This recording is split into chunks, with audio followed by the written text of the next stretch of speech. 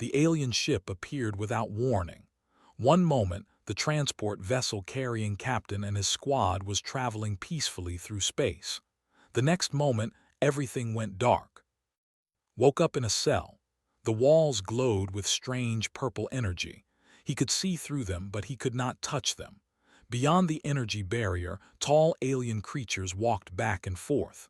They had gray skin and 4 eyes. Their bodies were covered in armor that looked like it was made from black metal. They controlled 12 star systems. They had been watching Earth for months, studying human soldiers.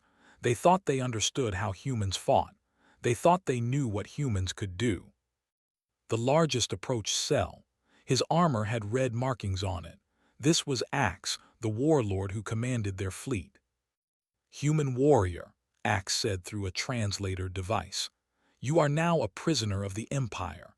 Your people will surrender their colony worlds, or you will die in our arena." Stood up slowly, he looked at the warlord with calm eyes. "You made a mistake," he said. Axe laughed. It sounded like grinding metal. "We studied your combat records. You are one of Earth's finest soldiers. Your people will pay anything to get you back." "That's the mistake," said. He walked closer to the energy wall. "I'm good at my job, but I'm not the one you should worry about. I'm the one they send when they want prisoners alive, when they want someone who follows the rules." The warlord's 4 eyes narrowed. "Are you trying to frighten me? One human cannot defeat an empire." Shook his head. "Not one human, but there are others. Others they keep locked away. Others they only use when they have no choice." He paused. "And you just gave them a choice to make." Axe turned away. "Send the message to Earth. Tell them they have 3 days to respond." The message went out across all human communication channels. It showed in the cell. It showed weapons pointed at Earth's colonies. The demand was clear: surrender or your hero dies. On Earth, in a building that most people did not know existed, military leaders gathered around a table. The room was deep underground, protected by layers of security. General Park looked at the message on the screen. She had served with before. She knew he was a good man and a better soldier. "Can we negotiate?" someone asked. "Don't negotiate," another voice said. "They're testing us. They want to see if we're weak." General Park stood up. "We need to show them we're not weak, but we also need to get back alive." She looked around the table. "There's only one person who can do both." The room went quiet. Everyone knew who she meant. Nobody wanted to say the name out loud. "Are you sure?" the Secretary General asked. His face was pale. "The last time we used him, it took 3 years to clean up the aftermath." "The collective started that war," General Park said. "They killed millions of our people. He ended it." "He didn't just end it, he kept going. His own team had to put him down." "And that's exactly what they need to see," Park said firmly. "They need to understand what happens when you take one of ours. Send the order. Wake him up." The message went out. It traveled through encrypted channels to a facility in the Arctic. The facility had no name. On maps, it showed up as an ice research station. But deep below the ice, in a vault that required 6 different authorization codes to open, something waited. The vault door opened with a hiss. Cold air poured out. Inside, surrounded by machines and monitors, was a single pod. Frost covered the glass. Through it, barely visible, was the face of a man. Doctor walked into the vault. She wore a heavy coat, but she still shivered. It was not just from the cold. She had read his file. She knew what he was capable of. She had spent years studying his mind, trying to understand how someone could be so efficient at violence. "Begin revival sequence," she said to the technicians. Lights started blinking on the machines. The pod began to warm up. Slowly, very slowly, the man inside started to wake. His name was Dan. 7 years ago, Earth's military had put him to sleep. They had decided he was too dangerous to be awake during peacetime. He had won a war, but the price had been terrible. Not in human lives, Dan had been careful about that, but in the nightmares he gave to Earth's enemies. The pod opened. Dan's eyes opened a moment later. They were dark and empty, like looking into deep water. He sat up slowly. He did not look confused. He did not ask where he was. "Welcome back," Doctor said quietly. "We need you again." Dan looked at her. His face showed nothing. "Who do I kill?" he asked. His voice was soft, almost gentle. Somehow that made it worse. "The Empire took Captain. They want us to surrender." Dan said. Something flickered in his eyes. "Is he alive?" "Yes, for now." Dan stood up. He was not very tall. He was not very muscular. He looked ordinary. That was what made him so dangerous. People never saw him coming until it was too late. "Then I'll get him back," Dan said simply. "Dan," Doctor said carefully, "the rules of engagement." "I know the rules," he interrupted. "Don't kill anyone who surrenders. No civilians, make them understand." He looked at her directly. "I can follow rules. That's not the problem. The problem is making sure there's someone left alive to remember them." Doctor nodded slowly. "Your ship is ready. You leave in 1 hour." As Dan walked out of the vault, General Park watched him through a security camera. She picked up a phone. "Send a message to the," she said. "Tell them, response incoming." The message was only 2 words, but somewhere in space when they received it, they should have been afraid. They should have asked more questions. They should have understood what those 2 words really meant. They would learn soon enough. The ship Dan flew was small and unmarked. It had no weapons that anyone could see. It had no special shields or armor. It looked like a simple cargo transport. That was exactly the point. Doctor sat in the passenger seat, reviewing Dan's file for the 100th time. She needed to understand him if she was going to control him. But the more she read, the less she understood. "It says here you grew up on a farm," she said. Dan was checking the navigation computer. He did not look up. "Yes." "When did you join the military?" "When I was 18. "What made you so good at it?" Dan finally looked at her. "I'm not good at it. I just understand it better than most people." "Understand what?" "Violence," he said simply. "Most people think violence is chaos. It's not. It's a language. It has grammar and rules. If you speak it better than your enemy, you win." Doctor felt cold. That's not how normal soldiers think. "I'm not a normal soldier." Dan turned back to the controls. "That's why they froze me." She looked at his file again. It had taken 6 security clearances just to read it. Most of it was redacted anyway, but what she could read was terrifying. During the war with the Collective, Dan had been just another soldier in the Special Forces. His team was sent on a mission to gather intelligence about the enemy. They were supposed to observe and report back, nothing more. But they had captured 3 human colonies. They were torturing the colonists, broadcasting it across human space. They wanted to break human morale. They wanted Earth to surrender. Dan's team leader, Captain Lee, had ordered them to stick to the mission. "We follow orders," he had said. "We gather information, that's all." Dan had nodded. He had said yes, sir, and then he had disappeared. For 3 days, nobody knew where Dan was. Command thought he had been captured or killed. Captain Lee and the rest of the team searched for him. They found nothing. Then the Collective's entire military command structure collapsed. Their communication networks went dark. Their fleet commanders stopped responding. Their home world descended into chaos. Within 72 hours, they were begging for a ceasefire. Earth's military investigated what happened. They found Dan on the home world. He was sitting in the central command facility, surrounded by bodies. He had infiltrated their most secure location. He had killed their leadership one by one. He had done it so quietly that nobody realized what was happening until it was too late.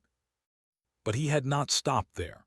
Even after the surrender, Dan kept hunting. He went after war criminals. He went after the ones who had ordered the torture of human colonists. He found them wherever they hid. It took his own team to stop him. Captain Lee had to shoot him with a tranquilizer, 3 doses.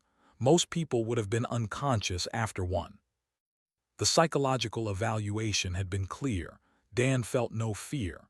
He felt no hesitation. He understood right and wrong, but only in an academic way. He could follow orders, but only if he chose to. The moment he decided someone deserved to die, nothing could stop him except force. Subject is functional and highly effective, the report concluded. But he should never be deployed except in extinction-level scenarios. He is less a soldier and more a weapon, and weapons do not decide when to fire themselves. So they had frozen him, put him in sleep, locked him away where he could not hurt anyone, where he could not make his own decisions about who deserved to live or die. And now they had let him out again. Dan, doctor said carefully, do you know why they put you in? Yes. Do you agree with their decision? Dan was quiet for a moment. Yes, he finally said. I'm dangerous during peace. There's no one for me to fight, so I look for enemies. I see threats everywhere. It's better if I sleep. But you're awake now. Because there's a real threat now, Dan said. The hurt one of ours. They need to understand that's not acceptable. And when this is over, what happens then? You put me back in the box, Dan said calmly, where I belong. The ship's computer beeped. They were approaching space. Dan's hands moved over the controls with practiced ease. Won't they shoot us down? Doctor asked. No, they'll want to capture us, question us, find out what Earth is planning. Dan adjusted the ship's trajectory.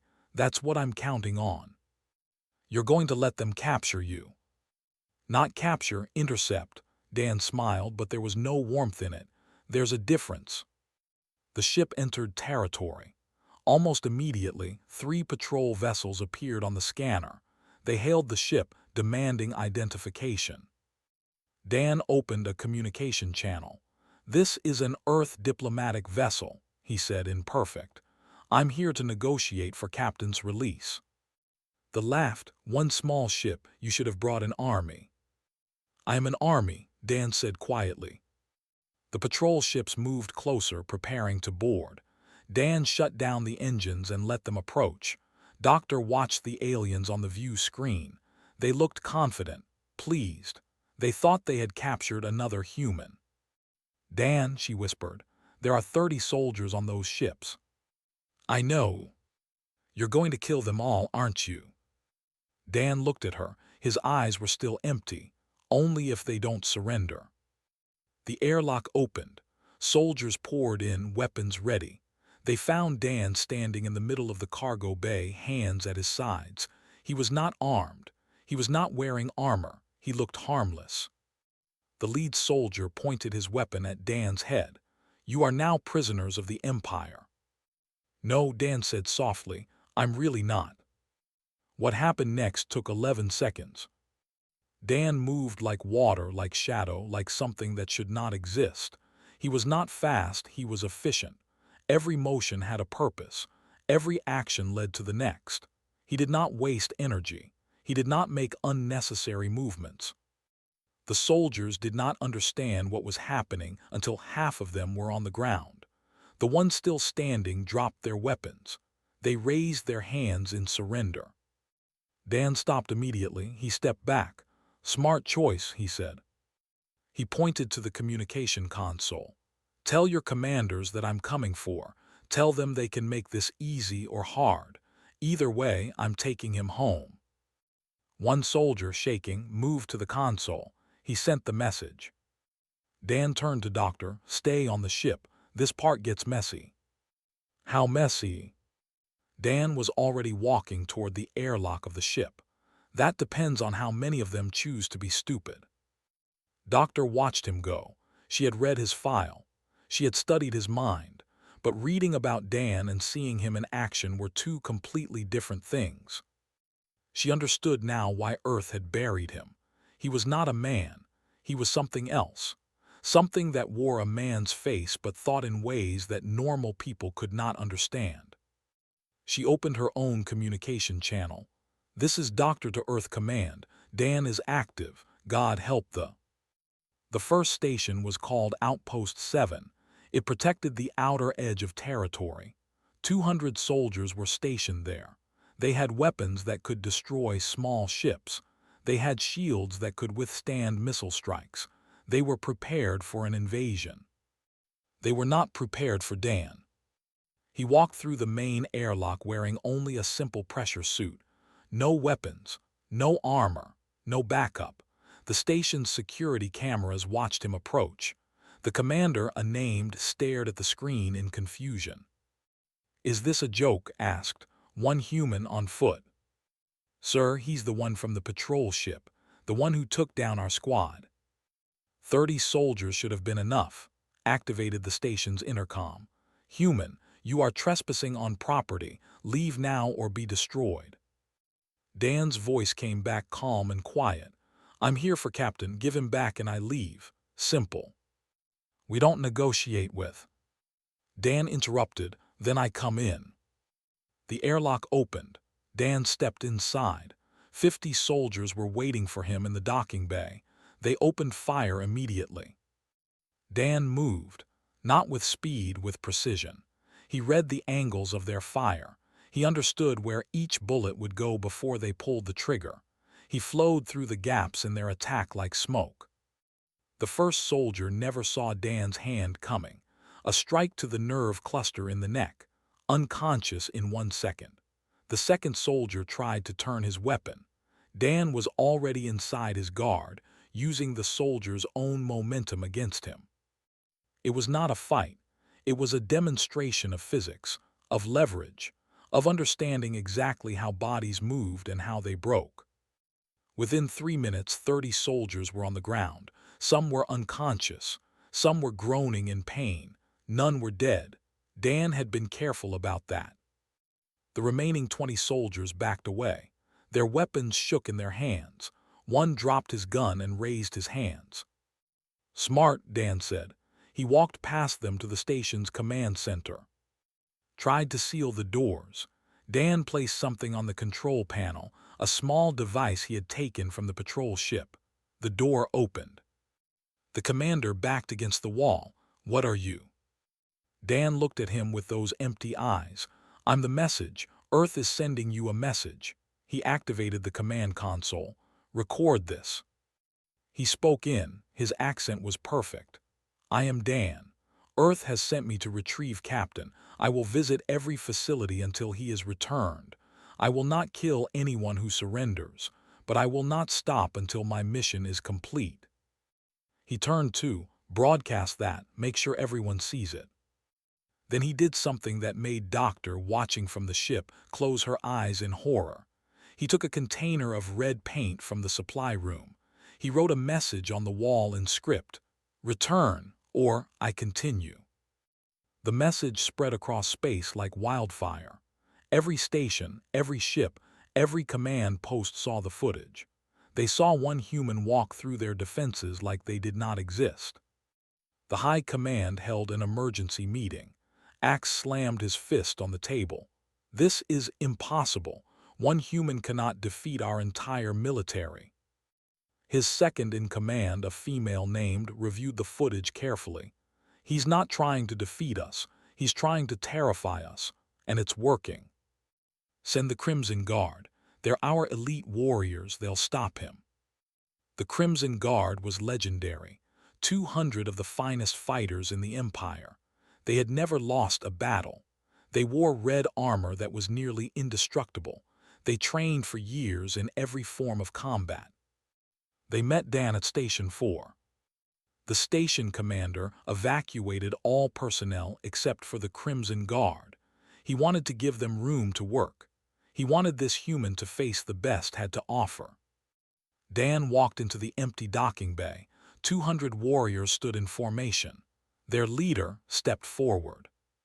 "Human, we are the Crimson Guard. We have studied your species. We know your weaknesses. Your bones are fragile. Your organs are soft. You tire easily. You are no match for us." Dan said nothing. He simply waited. Gave the signal. The Crimson Guard attacked as one unit. They had trained for this. Perfect coordination, perfect timing, perfect execution. Dan moved through them like they were standing still. He did not fight with anger. He did not fight with passion. He fought with mathematics. Every angle calculated, every force measured, every weakness exploited. A human war correspondent named Jin Ara was broadcasting from a ship nearby.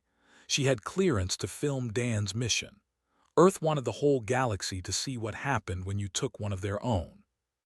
"This is Jin Ara reporting," she said into the camera. Her voice was shaking. "I'm watching something that should not be possible. One man against 200 elite warriors, and he's winning." The fight lasted 19 minutes. Dan moved constantly, never stopping, never slowing. He used their own weapons against them. He used their armor as leverage points. He turned their numbers into a disadvantage. When it was over, the Crimson Guard lay scattered across the docking bay. Most were unconscious. Some had broken bones. A few sat against the walls, staring at nothing, their minds broken by what they had experienced. Dan stood in the center of the bay. He was breathing hard. Blood dripped from a cut on his forehead, but he was still standing. The leader was still conscious. Both his arms were broken. He looked up at Dan with all four eyes wide. "What are you?" he whispered. Dan knelt down beside him. "I'm what happens when you make peaceful people angry. Earth doesn't want war. Earth wants to explore, to learn, to grow." He paused. "But you took one of ours. So Earth sent me to explain why that was a mistake." He stood up and activated his communicator. "Doctor, I need medical teams at Station 4. Lots of wounded." Jin Ara's broadcast went out across the galaxy. Billions of beings watched one human walk away from 200 elite warriors. The message was clear. Earth was not weak. Earth was merciful, but Earth's mercy had limits. Back on the homeworld, Axe watched the footage. His hands were shaking. "How many stations has he hit?" "4, sir. He's moving toward the core systems." "How many casualties?" "None dead, but hundreds wounded. And the psychological damage. Our soldiers are terrified, sir. Some are deserting their posts rather than face him." Axe realized his mistake. He had thought capturing one human would show Earth's weakness. Instead, he had unleashed something that was destroying his empire from within, not through destruction, through fear. "Send a message to this Dan," Axe said quietly. Tell him we want to negotiate." "Sir." "Just send it." The message reached Dan as he was approaching Station 5. He read it and then deleted it. "Why didn't you respond?" Doctor asked over the communicator. "Because I don't negotiate," Dan said simply. "I have a mission: retrieve everything else's noise." "Dan, if they're willing to talk." "They'll talk when they're ready to give him back. Until then, I keep walking." And he did. Station 5, Station 6, Station 7, each one the same. Dan walked in, gave them a choice, fought those who chose violence, spared those who surrendered. He left messages everywhere, written in their language: "Return him, or I continue." The empire was paralyzed with fear. Their mighty military could not stop one human. Worse, he was not even trying to destroy them. He was just walking, moving forward with mechanical certainty, inevitable as gravity. Axe finally understood. This was not about military might. This was about will, and this human's will was absolute. "Bring the human prisoner," he ordered. "Bring Captain to the home world, to the Grand Colosseum." "Sir." "If we can't stop this Dan, we'll challenge him, publicly. Our honor demands it." It was a trap, but Axe knew something the rest of his people did not understand yet. The trap was not for Dan. The trap was for themselves. They needed to see. They needed to understand. They needed to witness what Earth had sent. Only then would they truly comprehend their mistake. The Grand Colosseum stood at the center of the home world. It was massive, carved from black stone that had stood for 1,000 years. Millions could fit inside. Today it was completely full. They had all come to watch the human die. Axe stood in his private viewing box, looking down at the arena floor. This was where the Empire proved its strength. This was where their champions fought. This was where honor was won and lost. "Is the human here?" he asked. Nodded. "His ship landed an hour ago. He came alone." "Alone?" Axe shook his head. "Either he's incredibly brave or incredibly stupid." "I don't think he's either," said quietly. "I think he simply doesn't care about the odds." Was brought to a holding area beneath the arena. He could hear the crowd above, chanting for blood. A guard opened his cell. "The warlord offers you a choice," the guard said. "Your friend Dan has been challenged to single combat. If he wins, you both go free. If he loses, Earth surrenders all colony worlds." Laughed. It was not a happy sound. "You really don't understand what you've done, do you?" "What do you mean?" "Dan doesn't lose. That's not how he works." Looked at the guard. "The question isn't whether he'll win. The question is how many of your people will need therapy afterwards." In another holding area, Dan was preparing. Doctor had tried to come with him, but he had ordered her to stay on the ship. This was not something she needed to see. A official approached his cell. "Do you understand the terms? You fight our champion.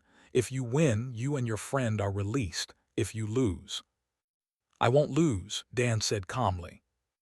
"Our champion has never been defeated. Al the Unkillable has won 300 matches. He is 8 feet tall. He has 4 arms. His bones are reinforced with metal. He has killed opponents with his bare hands." Dan looked at the official, and the official stepped back. There was something wrong with this human's eyes. They showed no fear, no concern, nothing. "You should be afraid," the official whispered.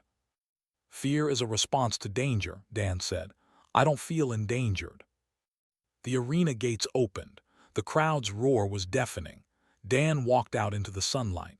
The arena floor was covered in sand. Blood stains marked where previous fights had ended. Across from him, another gate opened. Al emerged. The champion was everything they had described. Massive, armored, 4 arms that ended in claws. He had scales instead of skin. His mouth had rows of sharp teeth. He looked like a nightmare made flesh. The crowd went wild. They chanted Al's name. They had seen him kill hundreds of opponents. They expected to see him kill one more. Axe stood and raised his hand. The crowd went silent. Human called Dan. "You stand accused of attacking military installations. You have caused injury to hundreds of our soldiers. For these crimes, you will face our greatest champion in single combat." Dan said nothing. He simply stared at Al. "If you win," Axe continued, "you and Captain will be released. If you lose, Earth will surrender its colonies. Do you accept these terms?" "No," Dan said. The crowd murmured in confusion. Axe leaned forward. "What?" "I don't accept any terms," Dan said clearly. "I'm taking home regardless of what happens here. Your terms are meaningless." "Then why are you here?" Dan finally looked up at the warlord. "Because I want your people to see. I want them to understand. I want them to know what happens when they take one of ours." Axe sat down slowly. He was beginning to understand. This was not about combat. This was about sending a message written in violence that everyone would remember. "Begin," Axe shouted. Al roared and charged. 4 arms extended, claws ready to tear Dan apart. He moved with terrifying speed for something so large. Dan did not dodge. He did not run. He walked forward. Al's first strike came like a hammer, a punch that could break stone. Dan moved his head 3 inches to the left. The fist passed by his ear. The champion's second and third arms swung in from the sides. Dan stepped into the attack, inside the arc of the blows. The crowd watched in silence. This human was not fighting like prey. He was fighting like a predator who had found something interesting. Al grabbed for Dan with all 4 arms. For a moment he had the human trapped. The crowd cheered. This was it. The champion would tear him apart. Dan looked up at Al. Their faces were inches apart. "Your third rib on the left side," Dan said quietly. "It's cracked, old injury, never healed properly." Al's eyes widened. How did this human know that? Dan's hand moved. Not a punch, a precise strike. His fingers found the exact spot, the pressure point where nerve and bone met, where an old injury created weakness. Al screamed. He let go of Dan and stumbled backward, clutching his side. Dan circled around him. "Your right knee, you favor it. The cartilage is degraded, probably from an old wound." He moved again, a low kick perfectly placed. Al's leg buckled. The champion fell to one knee. He swung wildly with all four arms. Dan was already gone, standing behind him. "Your people built you to be a weapon," Dan said. His voice was cold, clinical. "But weapons need maintenance. Your body is failing. You've fought too many battles, taken too much damage. You're breaking down." Al turned and charged again, desperation now instead of confidence. Dan waited until the last moment, then stepped aside. As Al passed, Dan's hand shot out, a strike to the base of the skull, precise, measured, exactly the right amount of force. Al crashed to the ground. He tried to get up. His arms would not respond. Dan had hit the nerve cluster that controlled motor functions. The arena was silent. No one could believe what they were seeing. Dan walked over to Al. He knelt beside the fallen champion. "You're not unkillable. You're just lucky. You never faced anyone who understood your biology well enough to break you."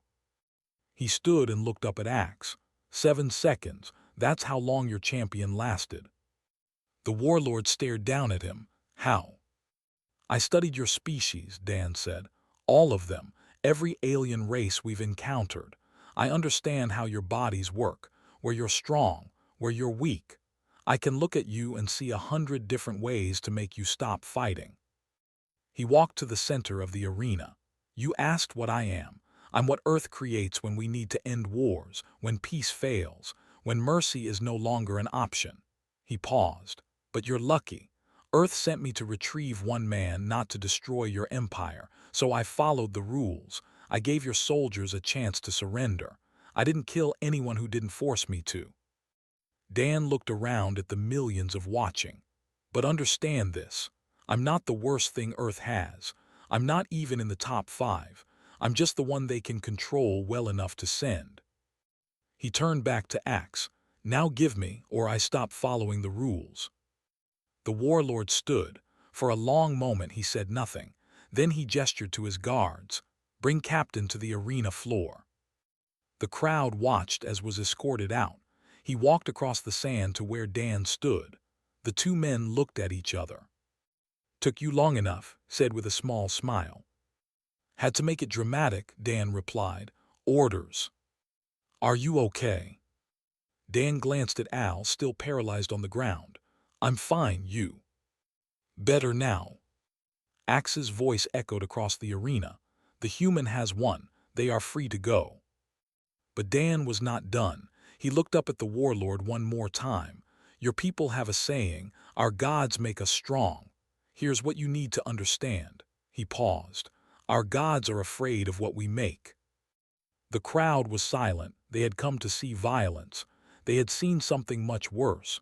They had seen efficiency, purpose, a human who treated combat like mathematics. As Dan walked toward the exit, everyone in the Colosseum watched. They would remember this day. They would tell stories about the human who defeated their greatest champion in 7 seconds. And they would never threaten Earth again. The journey home was quiet. Dan sat in the pilot's seat, guiding the ship through space. Sat beside him, looking at his friend with concern. "You're different than before," said. 7 years in will do that." "That's not what I mean," watched Dan's face. "You're more controlled, more focused. Before the freeze you were angrier." Dan's hands moved over the controls. "I had time to think.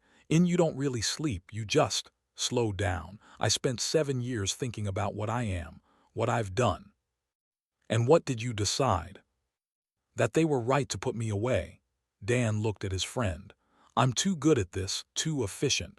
During peacetime, I see enemies everywhere. I can't turn it off. Doctor's voice came over the communicator. Dan, we're receiving a message from the government. They're requesting a formal meeting. Tell them to contact Earth Command. I'm just the delivery system. But Earth Command had other ideas. 2 weeks later, a neutral station in deep space hosted a historic meeting. Representatives from Earth and the Empire gathered to negotiate a peace treaty. The conference room was large and formal, long tables, flags from both governments, translators standing ready. On the Earth side sat General Park, the Secretary General, and several diplomats. On the side sat Axe and their advisors. And sitting at the end of the Earth table, looking uncomfortable in a formal uniform, was Dan. Axe stared at him. Why is he here? Because you asked to meet him, General Park said. You wanted to understand what he is. We thought you deserved an answer. The warlord stood slowly. He walked around the table until he stood in front of Dan. They looked at each other, Axe with his 4 eyes and gray skin, Dan with his ordinary human face.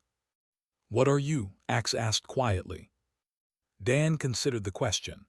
I'm what happens when peaceful people are pushed too far. Earth doesn't want war. We prefer diplomacy, trade, cultural exchange. We want to learn from other species. Then why create something like you? Because peace only works when everyone agrees to it, Dan said. When someone breaks that agreement, when someone hurts our people, we need to respond. We send diplomats first. Then we send soldiers like Captain, professional, controlled, following the rules of war. And when that fails, then they send people like me. Dan paused. I don't follow the rules of war. I follow the goal, get our people back. Make sure the attackers understand their mistake. Make sure they never do it again. The second in command spoke up. But you showed restraint. You could have killed thousands. You chose not to. I can follow orders, Dan said. My mission was to retrieve and send a message, not to commit genocide. Earth doesn't want to destroy the Empire. They want you to understand boundaries. Axe returned to his seat. We understand now. We thought humans were weak. We thought capturing one soldier would make you surrender. We were wrong. Spectacularly wrong, General Park said dryly.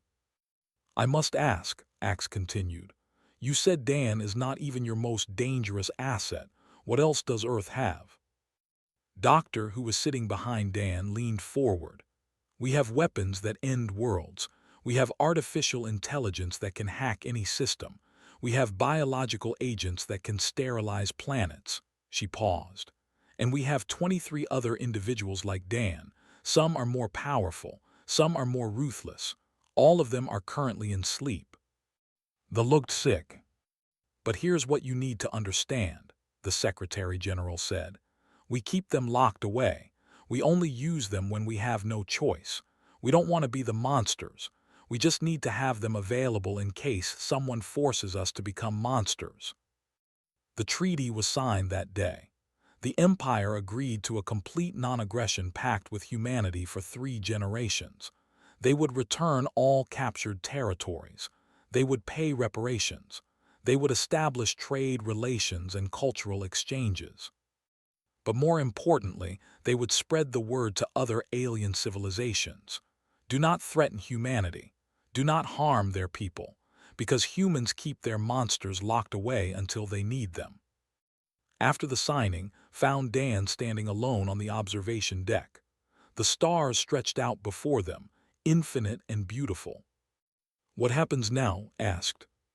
I go back to sleep. For how long? Dan shrugged. Until the next time someone makes a mistake. Could be 10 years, could be 100, could be never. And if it's never? Dan almost smiled. Then humanity achieved peace. That's worth sleeping forever. They stood in silence for a moment, then spoke again. I'm sorry they have to lock you away. You're a good person, Dan. You deserve to live your life. I'm not a good person, Dan said quietly. I'm a weapon that thinks it's a person. There's a difference." He looked at his friend. "But thank you for saying it." "Will you dream?" "I don't dream, I just wait, think, remember." Dan turned from the window. "But knowing you're out there living your life, keeping people safe the right way, that makes the waiting easier." They said goodbye at the facility. The same vault under the Arctic ice. The same pod. Doctor supervised the process, checking monitors and running diagnostics. "Before you go under," she said to Dan, "I need to update your file. Is there anything you want to add?" Dan thought for a moment. "Put this, I understand why I exist. I accept what I am.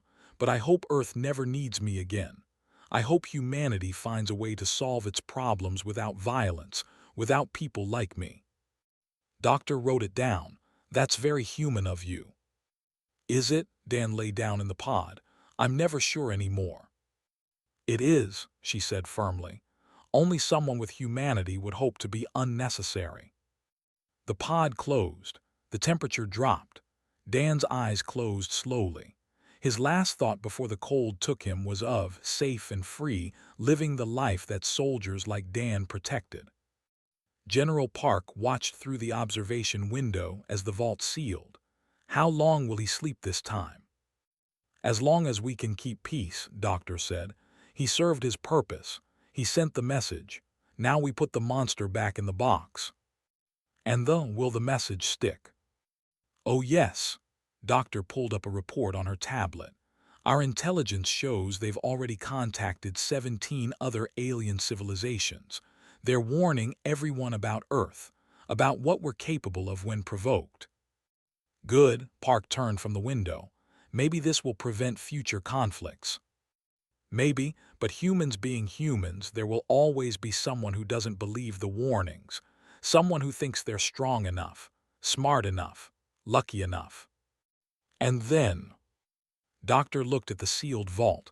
"Then we open the box again." Across the galaxy the story spread. The humans had sent one soldier to fight an empire, just one, and he had won. Other civilizations heard the story and made their own calculations. Some decided to approach humanity with caution and respect. Some decided to avoid humanity entirely. But all of them understood one simple truth. Humans were kind. Humans preferred peace. Humans would negotiate, trade, and cooperate. But if you hurt them, if you took one of theirs, if you threatened what they protected, they would send the ones even their gods feared. And those ones never stopped, never quit, never showed mercy to those who had shown none first. The message was clear. The boundary was set. The galaxy had learned its lesson.